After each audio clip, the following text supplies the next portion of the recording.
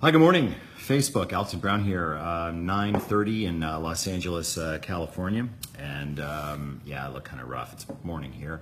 And I'm out here shooting Cutthroat Kitchen, but I wanted to take some time to talk to you guys. Been a rough week on planet Earth. I'm not going to comment on that. We all know how rough it's been. And but hey, maybe we could talk about food, which is something everybody loves. Somebody's already asking me if I have a preferred method of coffee preparation. I have a lot. This is store-bought, but what I usually do, my day-to-day basis coffee is AeroPress. You ever seen one of those? That's hold on a second. Hold on. Don't go anywhere. That's They don't. By the way, I'm not endorsing AeroPress. I have no deal with them. I've never met them, but I travel with this little guy. You put a paper filter in the bottom, and you put your espresso grounds, like 2 scoops, and then you fill it with boiling water, and then you plunge this, which is kind of fun and satisfying. Boom, into your coffee, and then I do that and let it cool down and put it on ice, and then drink it like this because I've got a little bit of a. Well, I don't have a coffee problem because I never let myself run out of coffee, and I'm fortunate that here where I'm staying in Los Angeles, I've got some really good coffee places nearby. So that's usually what I do. I like my coffee really, really strong. I like a cortado an awful lot, but I don't get them out there ever. Somebody just asked me best breakfast ever. You know what? You know what the best breakfast ever is? Toast. A really, really, really good piece of bread, like a levain or something like that, that's cut thick and toasted or griddled or grilled with butter, and then you put jam on it. I mean, come on, folks. Is there anything actually better than that? Because donuts, you can't. I mean, donuts are the best, but you can't really call them breakfast, can you? Because they're for any time of day. So I'm going to go with toast. Somebody just said they're here for the eye candy. Okay, you need to get glasses because I'm certainly not eye candy. So any other questions? I'm happy to talk about anything. I would love to get the rest of the week out of my head and have some time with you guys before I head back into Cutthroat Kitchen tomorrow. Samantha says, yes, toast is the best. Toast, you know, the thing about toast, I've actually spent a lot of time thinking about toast. You know, what is it that makes toast so great? And number one, it just goes to prove human beings like texture. We love the Maillard reactions, and we love caramelization. We love browned flavors. And there's got to be more to it than that, because I mean, look. I mean, I'm in a rental, okay? This is not my house, but look. This place didn't have a coffee maker, but it's got a toaster, okay? And I think that there's something about converting bread to toast that is somehow rudimentally human, probably because anybody can do it. It is cooking. You know, making toast is actually cooking, and a lot of people that say they don't cook can still make toast. But the butter, all melted down into the crevices of a good piece of bread, sourdough, oh my gosh, I think it's the best. All right, cookbook, somebody said cookbook tour. We will be announcing the cookbook tour here in the next couple of weeks, probably. I will tell you this, the book releases, Everyday Cook releases in mid-September. The tour will be extensive, so a lot of the cities that have been saying that they wanted me to come, I will be coming to. And then, again, in the spring, when Eat Your Science, my live touring show hits the road again. Toasted in bacon fat. Yeah, I mean, if you're gonna bake, or if you're going to make bacon, either in a pan or roasting bacon, you got to do something with all that fat. But I still think that there's something about butter that makes toast better. But that's just me.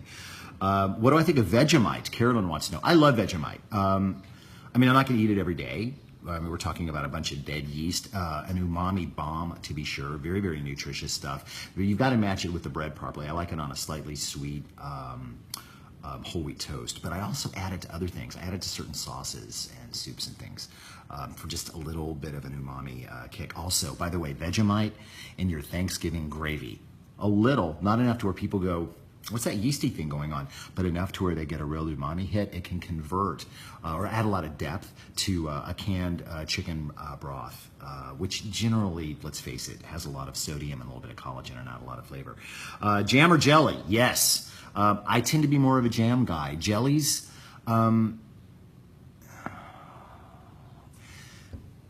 I like the texture of jams more than I like jelly. To me, a jelly, you know, that clarity and that gelatin feel doesn't go quite as well for me, unless of course we're talking about a peanut butter and jelly sandwich, in which case you've got to have that. Have I ever thought about doing a live show in Europe? No, because I've got like 6 fans in Europe, and 5 of them are in the UK. I would love to, though. I wish that I had more outreach there. Maybe I can go over there and be like the Yank, that came to cook there. Somebody's complaining about not being able to get Vegemite in their local store. Get that stuff online. I mean, okay, I don't like all the packaging either, but if you really can't get Vegemite, guess what? You can Amazon Prime that stuff. That's all I'm saying. And look, in one box, you get a year's supply, so I think that you could do that. What do you think about Nutella on toast? I like Nutella, but I really do prefer it on crepes, which is kind of the first way I ever had it. And Nutella, which I didn't have until I was in college. I was actually in Paris, living a very, very poor existence for a couple of weeks as a student, and had Nutella on crepes and thought that was the bomb, and it still is. So I don't really like it on toast that much. Let's see. I'm looking for more questions. Anything that I can answer from the food world. You guys are certainly awake. When are you guys coming back to Canada? The hard thing about here's the hard thing about it. I love Canada, especially Vancouver is one of the most beautiful cities in the United States. But it's really hard for me to tour my live tour show in Canada because you guys won't let in half the people that travel with me because we haven't always been good by Canada standards. That's all I'm going to say about that. All right, best gluten-free idea. The thing about being gluten-free is, here's the thing. Unless you've got a medical reason to be gluten-free, and some people do, I think that you just need to be kind of gluten restrictive. The truth is a lot of gluten is not good for anybody, so I kind of choose where I get it, okay? I am not ever going to say, well, why can't I have a gluten-free baguette? Why? Because that's crazy talk. And I'm not going to ask for gluten-free pasta because the pasta that I love, and just like the baguettes that I love, are based on gluten. They get their soap from gluten, but there are a lot of places where we usually put gluten where they don't. It doesn't need to be there. There are a lot of cookies, for instance. It's like oatmeal cookies. Why would you need to put flour in an oatmeal cookie when you can make it with oat flour?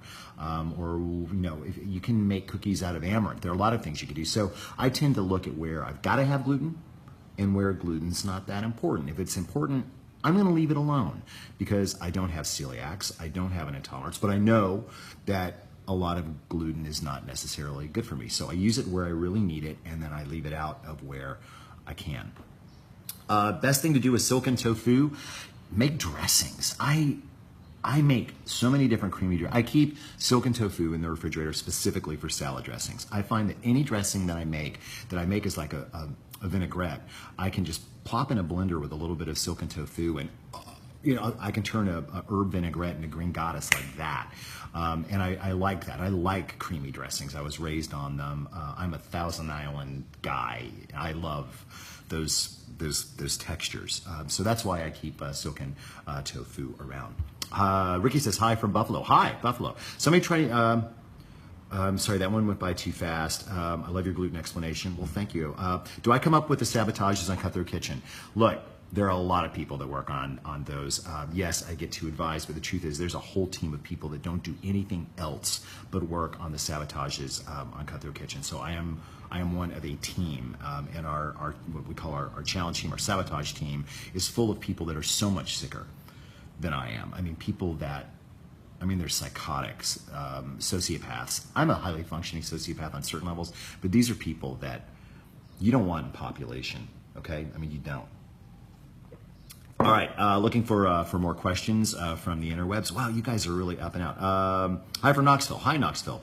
How do I get on a Cutthroat team? You don't want that. Do you try all the food made on Cutthroat Kitchen? No. No, I don't. One reason, I'm not a judge, so I don't need to.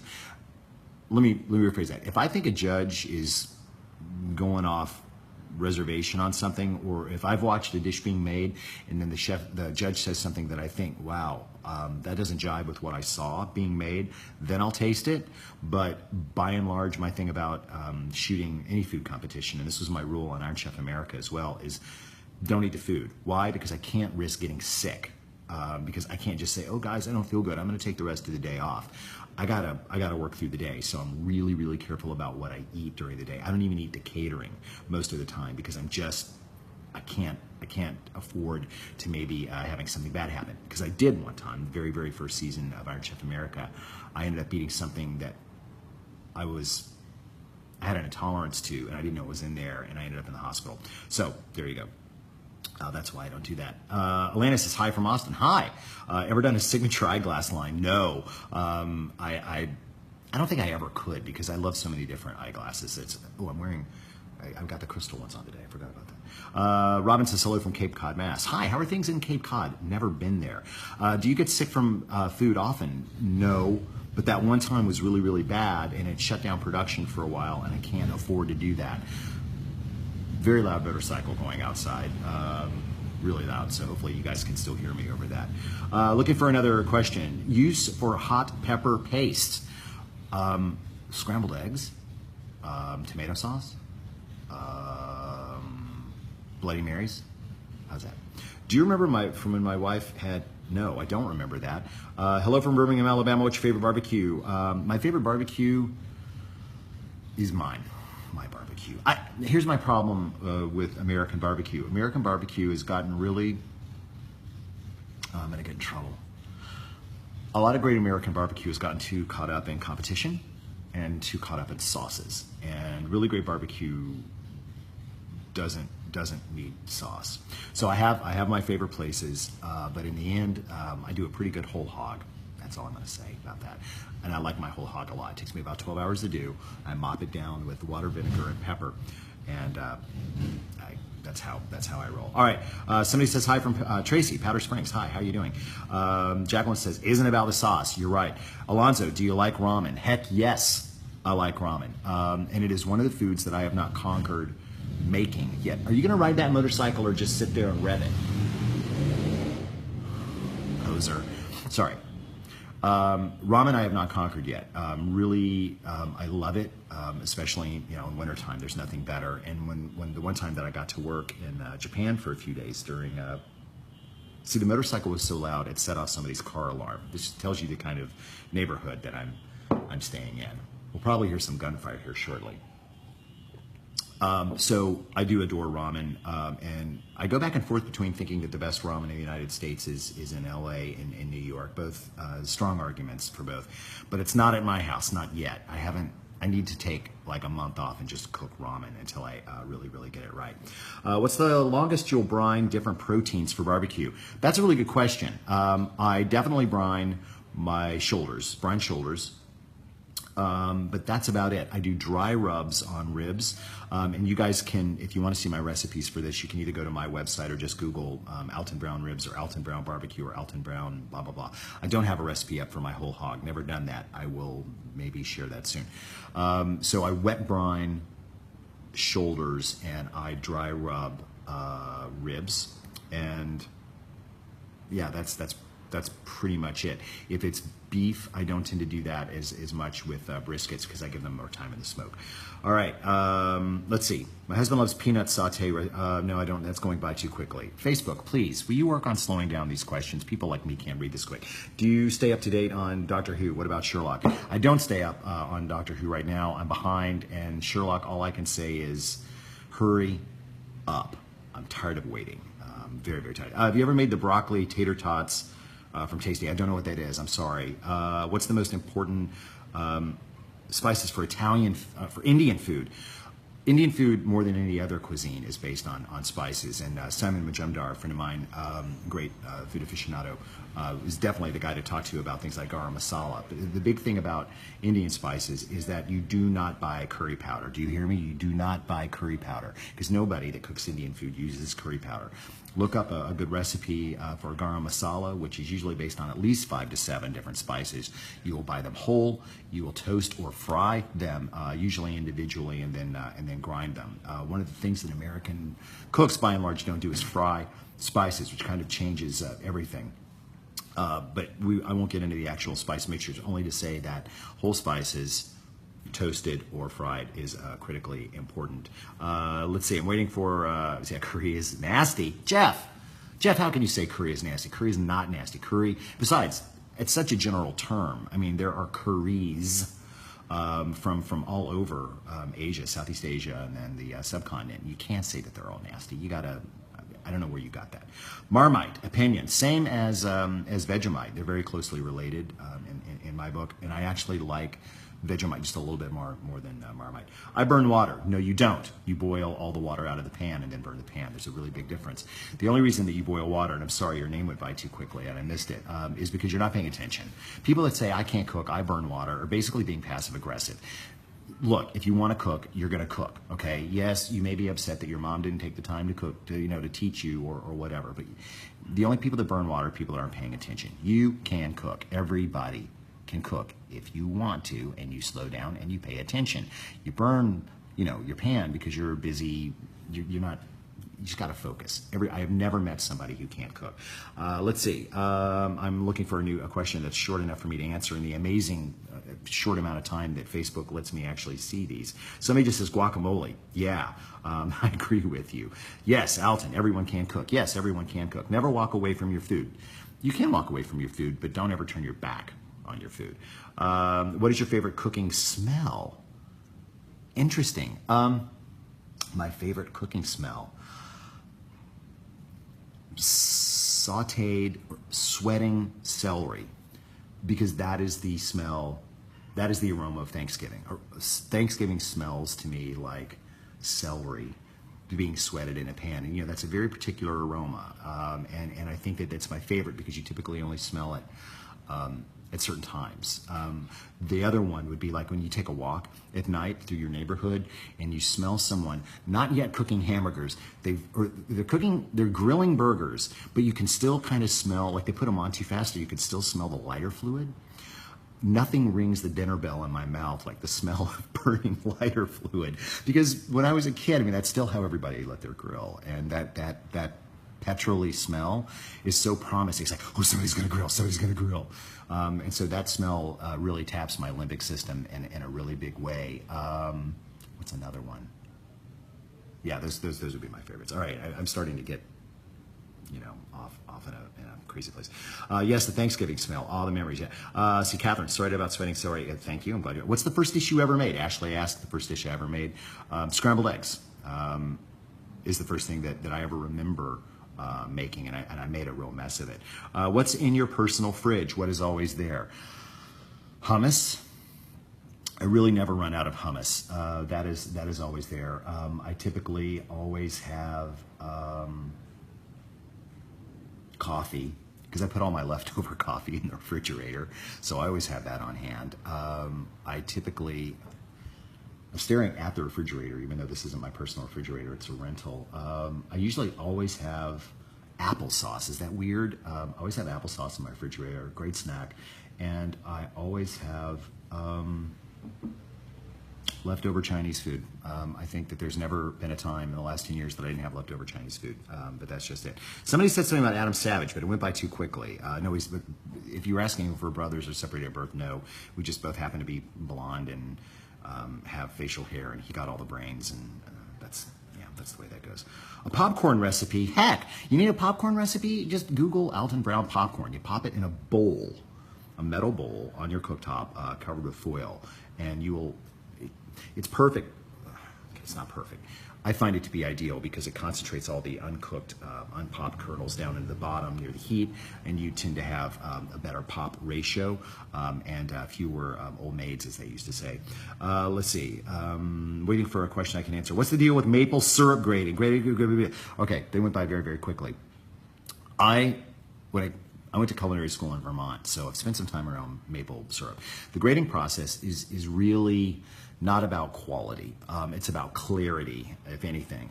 For instance, your grade A fancies are usually, and I'm not going to take the time right now to get into the entire boil down process, but the grade A fancies, the very, very clear stuff, because of the way you have to boil down the sap from the trees, which by the way is very, very watery, you get the least amount of the grade A fancy, the super clear stuff, but it's not very complex in flavor, and I don't know why Americans like it.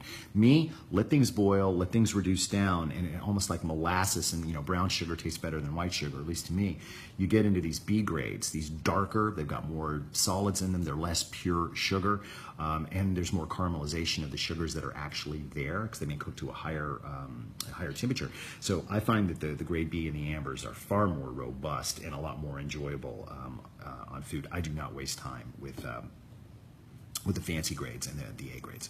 All right, podcast. Sarah says podcast, question mark. Yes, I'm going to relaunch the podcast. And by the way, I am completely open to taking ideas for things that we would do on the podcast. I shut the podcast down because one, it was expensive to do and I was paying for that myself. We didn't take any advertising. Two, I based a lot of it on interviewing famous people, and I ran out of famous people. I don't know many celebrities, okay? And so once I ran through all the people that I thought were famous that I could get to say yes, I quit because nobody wants to listen to me drone on for an hour. So if you've got ideas, things that you would like to hear in a podcast that does not involve interviewing famous people, then let me know because I'm all tapped out on famous people.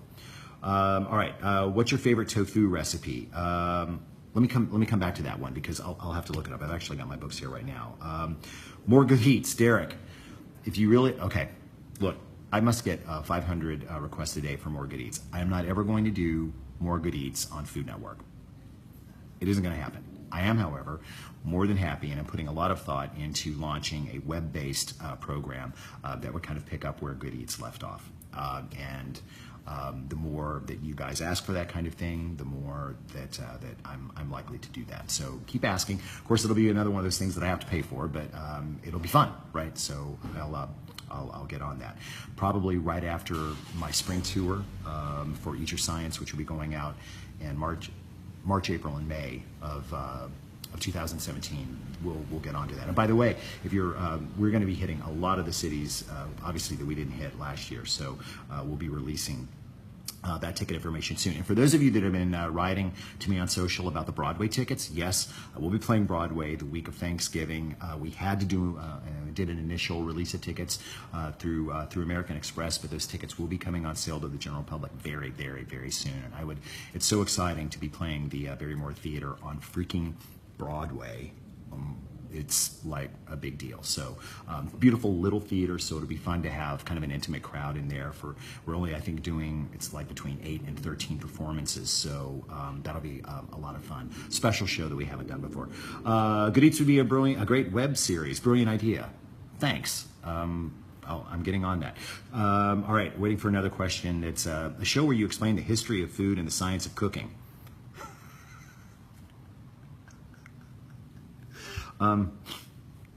Okay. Yes, I'll get on that. What about Good Eat Seasons on Blu-ray or DVD?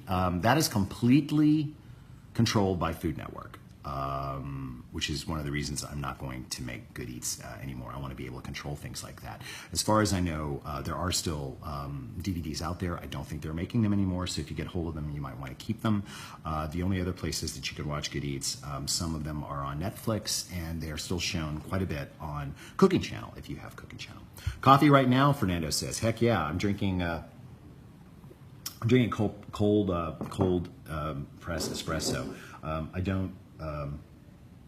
I'm not going to say what brand it is because you guys might think that I'm like endorsing them, and I'm not. But there are some good bottled coffees out there. I didn't have time to make mine this morning, and I'm almost out. Coffee. Christopher wants to know, Alton, what motivates you?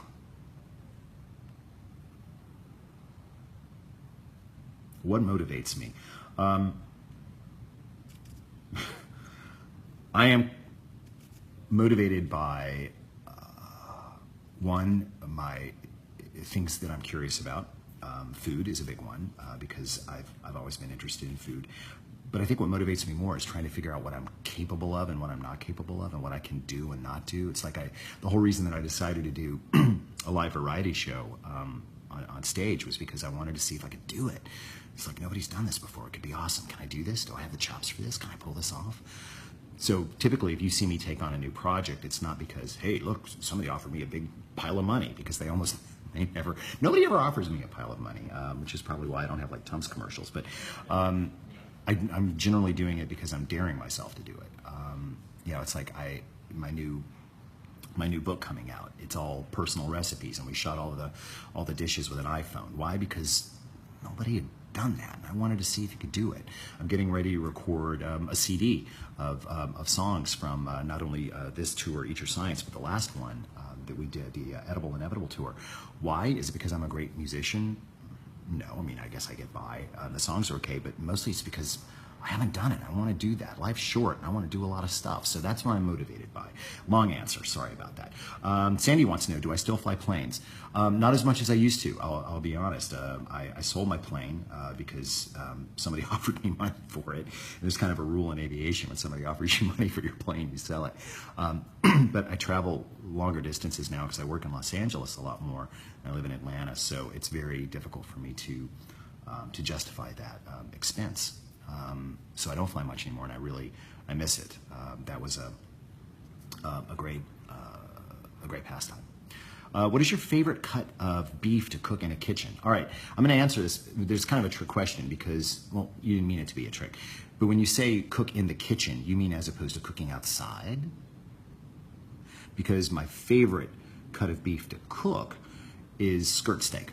I adore everything about skirt steak. It is my favorite piece of meat. You could show me a $400, 3-month dry age Wagyu ribeye, and I would still rather, well, I mean, I'd eat that, but I would rather have the skirt steak, and I love cooking it. You can do so much with it, but I typically grill it. And if you've watched my grilling on coals scene or video on YouTube, I cook my skirt steak directly on the charcoal, very, very quickly, both sides, and then wrap it up in foil and let it kind of rest so that I get the breakdown of connective tissue while not overcooking the meat. So to me, there's just nothing that tastes beefier than skirt steak. I think before that, my favorite was probably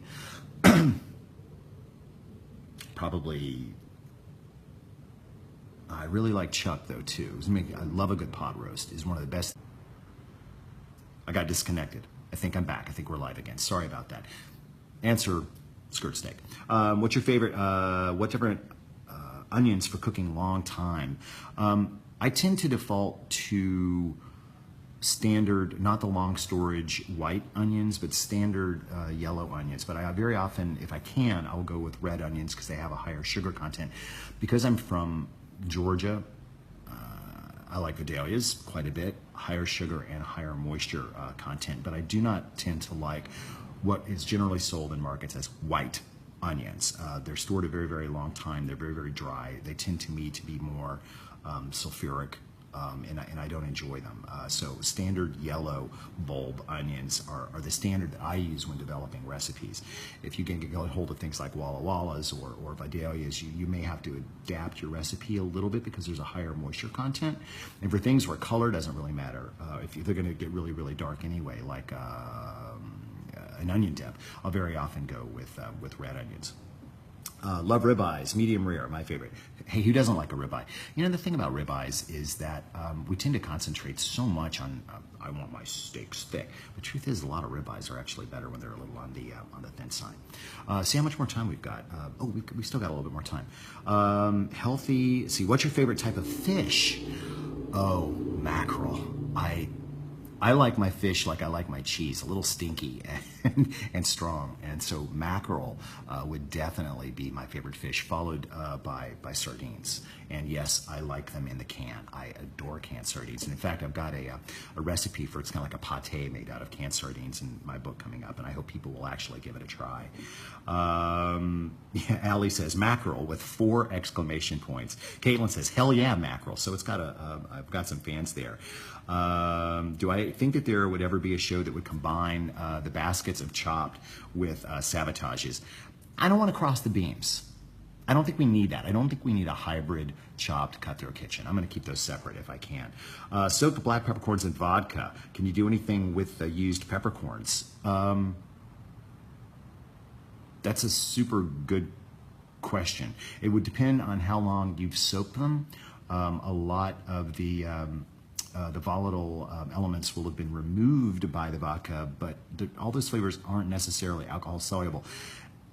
But being that peppercorns are fairly, you know what I would do? I would probably work them into something like a prepared mustard, a pepper mustard, because they're going to be moist. They're going to be easily processable. So I think that I would probably use them in some kind of mustard mix or a dry paste, moist paste like that.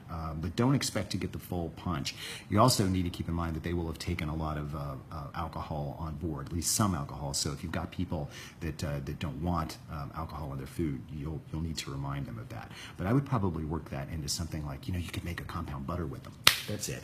You can make like a steak au poivre compound butter with those. Process them, work them into some softened butter, and let that set. So I think that they would still be viable for that. But again, be sure to warn your diners that you're doing that.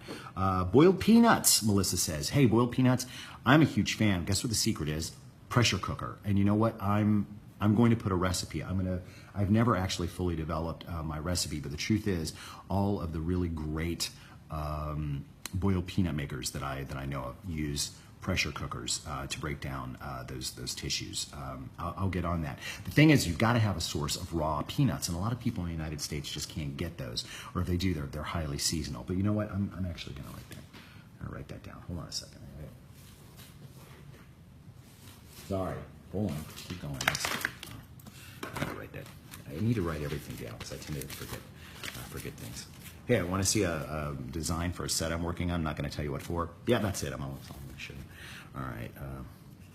Boiled peanuts. I need to get on that. I have always avoided that simply because I've been afraid that people wouldn't be able to get hold of it. Jerry says bacon? ?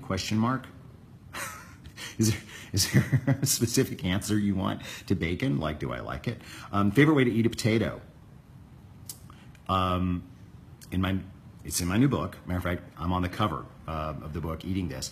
It's a form of French fries that I make out of leftover baked potatoes. And to me, done. If you said you've got to have one way to have potatoes for the rest of your life, it would be that. But I do make my French fries from leftover baked potatoes. That's just me. Have you ditched the stickies? No, but I use the stickies on the Post-it notes on Twitter only. It's kind of my rule there. Okay, I just got a couple more minutes, and then I'm going to let you guys go because I promised only half an hour. Christopher says bacon equals meat candy. Yeah, and if you really want to have the candy version, try the lacquered bacon from my website. Go to altonbrown.com and check out the lacquered bacon. That's like hardcore pig candy. Seriously, deflating chocolate chip cookies. Why? Upper Midwest climate? No. Deflated cookies usually happen because of too much either improper heating, improper portion size, or too much leavening. The leavening all blows out before the proteins and starches can set. I wouldn't be able to CSI that cookie unless I saw the recipe from whence it came. So maybe share that on Facebook, and I'll look for it. Maybe we can work through that. Chocolate covered bacon? No, that's going too far. Root beer marinated bacon? That's okay, but no, the chocolate. Feelings on foie gras. Feelings on foie gras. I'll eat it. I think that, yeah, I'll eat it, depending on where it comes from. I'm very, very picky about my foie gras, though. That's all I'm going to say about that. Heatherly says, why? Why what? You didn't actually... Good Eats episode on mushrooms. We did that. It was called The Fungal Gourmet. If you'd like another one, maybe that'll be one of the subjects that we take on. What are all the little cry faces that are floating across here? What does that mean? What did I do? Did I upset somebody because I said I would eat foie gras? Sorry. And if you think that taking the liver out of a goose is any worse than eating a hamburger from your favorite drive-thru, well, you need to really study up on animal harvesting. But yes, mushrooms, one of the foods that I think Americans should be eating more of. 90% of the things that people want out of meat can be gotten out of mushrooms, loaded with umami, and that is something that there's a beef stroganoff recipe in my new book that's actually made only with mushrooms, because to me, you don't really need the beef, and that's a dish where I think that the texture and the flavor of properly cooking mushrooms comes through a lot better. All right, I'm going to wrap this up. I'm going to take one more question, and then we'll go. Root beer marinated bacon. Yeah. What's your favorite mushroom for cooking? Okay, I'll tell you, portobellos, and it's because they're big, they're easy to cut into strips. they are nothing but overgrown creminis. So you tend to pay a little more for them. So I would say overgrown creminis instead of portobellos, because the second you call them portobellos, they get more money added to them. Anyway, all right, we're done. We're done. Thanks for coming out and spending a little time with me. I hope everybody has a great Sunday. We had a rough week, planet Earth, and maybe spend a little time today thinking about what you can maybe do to make,